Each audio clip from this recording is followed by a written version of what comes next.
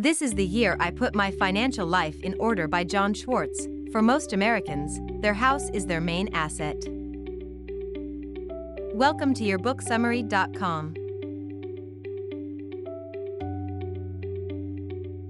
Owning a house can be a double-edged sword. On the one hand, it can be the realization of all your dreams, but on the other hand, it can become a nightmare due to costly repairs, a decline in value during tough economic times, or unaffordable taxes and expenses, especially if you live in a high-demand area. The old rule stating that your housing expenses should be at most 30% of your household income is no longer practical. More than half of renters spend over 50% of their income on housing. Low-income households are hit the hardest, with 72% having to spend more than half their income on housing. This trend was made worse by the financial crisis in the late 2000s. John Schwartz and Jean experienced the ups and downs of owning a house firsthand in the 1980s. They bought a share in a housing co-op in Washington Heights, which seemed like a good deal then.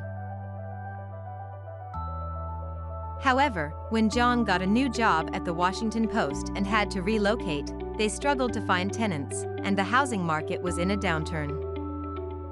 They ended up renting a house and making mortgage payments on the New York property, which affected their finances.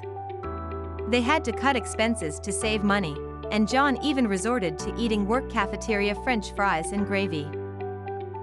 Despite their financial hardships, the Schwartzes purchased a home in Tacoma Park near Washington, D.C.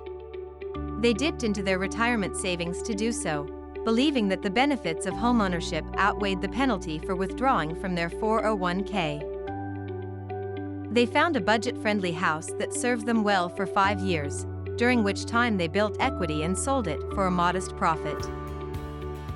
This experience taught them valuable lessons about their next home purchase. It had to be affordable, within a reasonable commute, and near good schools. They ultimately bought a home in Milburn, New Jersey, securing the cheapest fixed-rate mortgage for a 30-year term.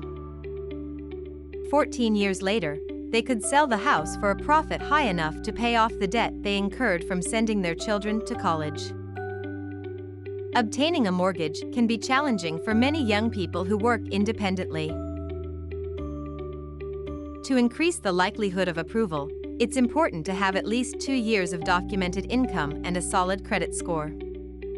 Additionally, working with a reputable real estate broker and conducting thorough research can be beneficial.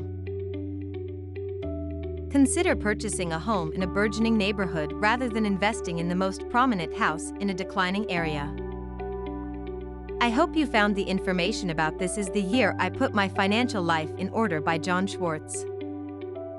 If you're interested in learning more about the book, stay tuned for the next part of this series where we'll dive into the next section. Thanks again for watching, and I'll see you in the next video.